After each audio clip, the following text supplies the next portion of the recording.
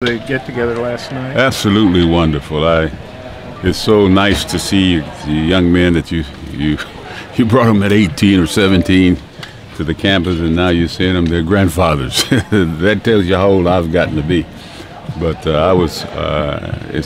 and every time we connect, it's like we've never been apart. I mean, it only takes about 5 seconds to put your eye on one, and you know his whole life story. That's the incredible part of athletics, and that's the incredible part about being a coach and being able to look over what has happened over the past and bring it up to the future and be proud of each and every one of them. That's incredible. I had a wonderful night. Does it feel like 25 years? Not really. Probably like 155 years. But no, it's something that you can never forget, simply because, as I spoke with those guys, is that a couple of those players never knew what not going to the final game was. Like Al Dillard, he played the national championship team and the runner-up team.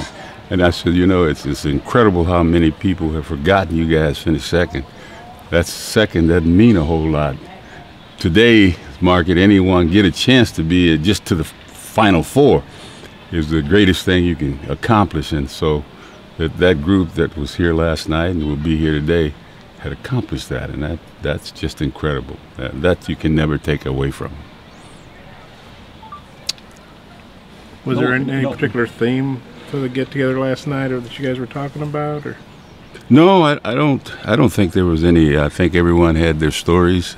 You know, started off with a minnow, which is a small bait to fish with, and they turn into whales. You know, so but that happens over a period of years when you're telling the story, and it just continued to grow. So I enjoyed the few they told last night on me, and I probably was probably worse than their nightmare that they'd ever had. But to me, that's how I built character and build toughness, and you know, it's a building process, and those processes you see them not when they're playing basketball, but after what happens, and that's our reward. To me, the coach's reward is what you see after it's over with, not during the period. Nolan, can you talk about the impact Rose had on these guys? You know, her influence on the players through the year. You know, Rose was an incredible person when it came to my job and what I had to do and what she had to do to help me. You know, we were very fortunate to have Yvonne with us and our sons, but the thing that she was always very adamant about, if they came over to the house, I better not talk about basketball. Nothing. This is my house. Your gym is over there at Bud Walton. So she was that type of person, and I think the guys respected and liked that about her. We were a family that I had 3 jobs in my life. I won national championships at all 3 of them. And she's never been so proud of the fact that they asked me the question, and she laughed because she knew how happy I was when we won the national junior college championship. So you couldn't believe how happy you were. And when you won the NIT at Tulsa, you couldn't believe how happy you was. And then when you won the NCAA championship, you don't believe how happy you were. So it just kept going. It got better and better, or it was the same or whatever, but you were very pleased and very happy. And not a lot of folks can say that. There's been a lot of healing with you in this program. But last night, again, your players talked about wanting your name on the court. I mean, is that, we talked to you, you know, last summer, I think, about that. But how important would that be for you if that ever gets done? Well, the thing about Nolan Richardson is that I never go into anything expecting anything to come out of it for me in a way where someone names something after me. If you have to petition to name something after me, I don't particularly care to have anything of that nature. You know, I've been blessed. I've been inducted in the 13 Hall of Fames. That goes on what I've done and accomplished. It has nothing to do with who likes you or who don't like you. School named after me in my town in El Paso, middle school. I'm very proud of that school, the Nolan Richardson Middle School. You know, recreation centers, streets. You name it. that has been done, and I didn't live in El Paso. I've lived in Arkansas over 30 years, So all my claims of working a major college, 17 years here, happened in Arkansas, basically. But the community in which I grew up, and they know who I am, basically, are the ones who have been able to put whatever they want to.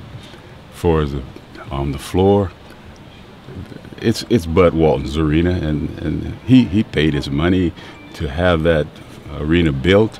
I know that our teams had a lot to do with it. I know that when I came here, there was 8,000 seats or 9,000 seats in Barnhill, and then it went to the point of 19,600 people, 5,000 to 6,000, 7,000 people on the waiting list. That was incredible. Matter of fact, when they were talking about billing it, I was suggesting 15,000, and I wanted 15,000 so we could host maybe an NCAA tournament. In those days, you had to have an arena at least seat 15,000. But when they went up to 19,600 and we had 20,000 in the building at times, that was incredible. Of course, the days are not the same as it was yesteryear. You didn't have every game on television. You didn't have the price going up as high, maybe. You couldn't take your family of 4 to a game without spending tons of money. And our entertainment, that's why my game was an entertaining game. I enjoyed the way we played. Our fans enjoyed the way we played. I don't think the opponent enjoyed the way we played, particularly when they came into Bud Walton Arena or Barnhill Arena. So I guess I don't know if I answered your question, but I wished I had. Hey, Coach, with that team, what was your practice? Did you find new ways? They were so good and so intense. Did you find new ways to get these guys going? No, I never forget I took Eddie's place, and I had a kid named, he's an attorney in Phoenix, in Memphis now, Scott Rose. We were working out, and we weren't very good. Not at all. And my practices were 40 minutes without a basketball.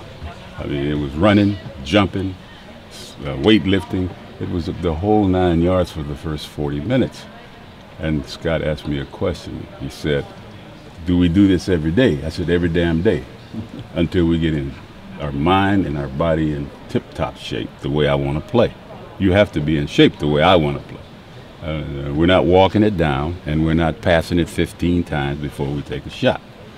So you have to get in shape. So 40 minutes of hell became our theme, and it had been with me for many, many, many years, even when I was a high school coach, because some of my kids would say, how come we never ran 40 minutes of hell, Coach, when you were here with us?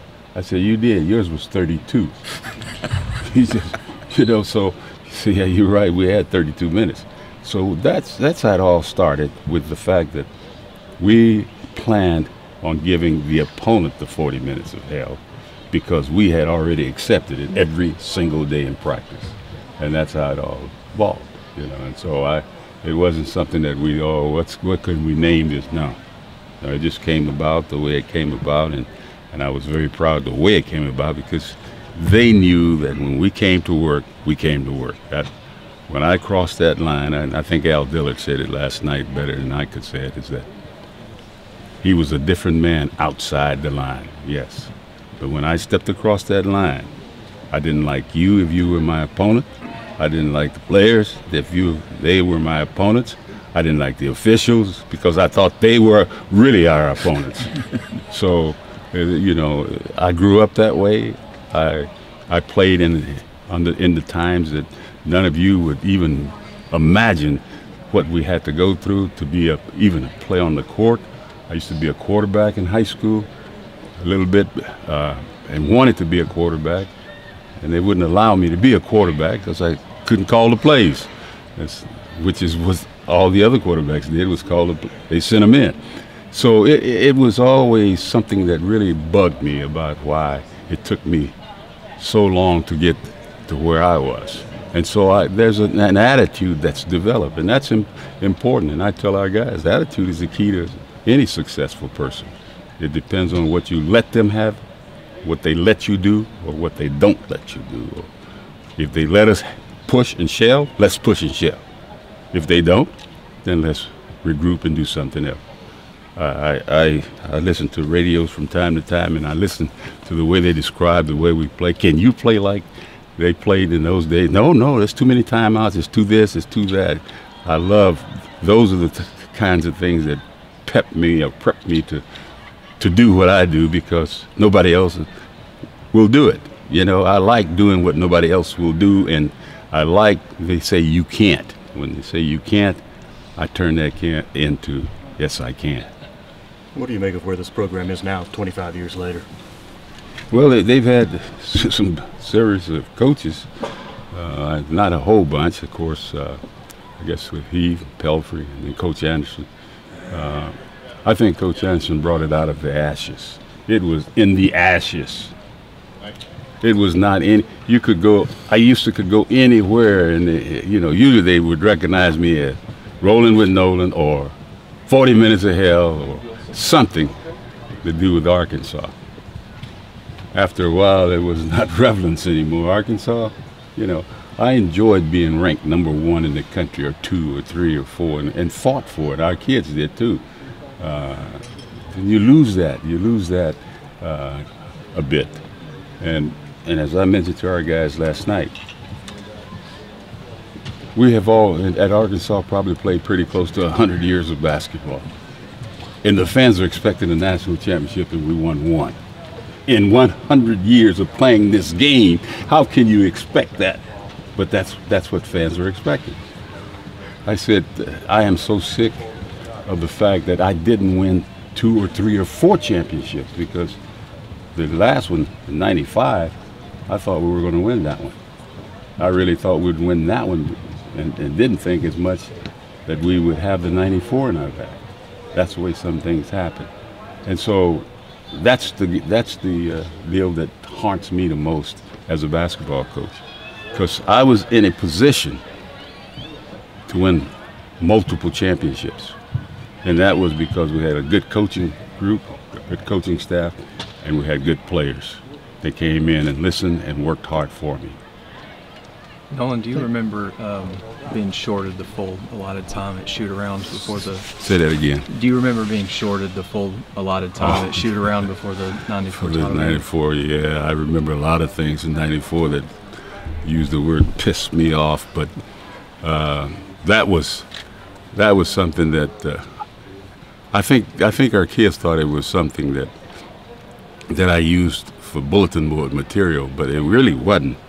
It was the idea of not having the allotted time that we were supposed to have, and they said that they had notified one of my assistants that the time change had taken place, which he never got. And I believe him more than I believe them. And so we got in there and shot a few times, the horn blows, and they say, "You got to get off the floor." And I just told them, there's another example. We had already saw where Michigan was going to the Final Four. We hadn't even played yet, or we were on our way to play, and they got their names on the T-shirts and the whole 9 yards. So there's a lot of things. And you got a guy on television that, you know, smart. They know everything, saying that the smartest team will win. You know, everything was building up to me fitting what we needed to go out there and prove to you that you don't have to be a real smart student to be a national champion. If that was the case, Princeton and Harvard and Yale, they should win every day. But they don't even get to the tournament. So you can't tell me about the smarts. Basketball IQ is important. That has nothing to do with you making A's and B's. Basketball IQ is knowing the floor and how to read the floor. And in our game, we teach decision making, which is what you do in life. So if you make good decisions, good things happen. That's the same thing that happens on a basketball court. Thanks, Coach. Appreciate it. Okay. Gotta get him over.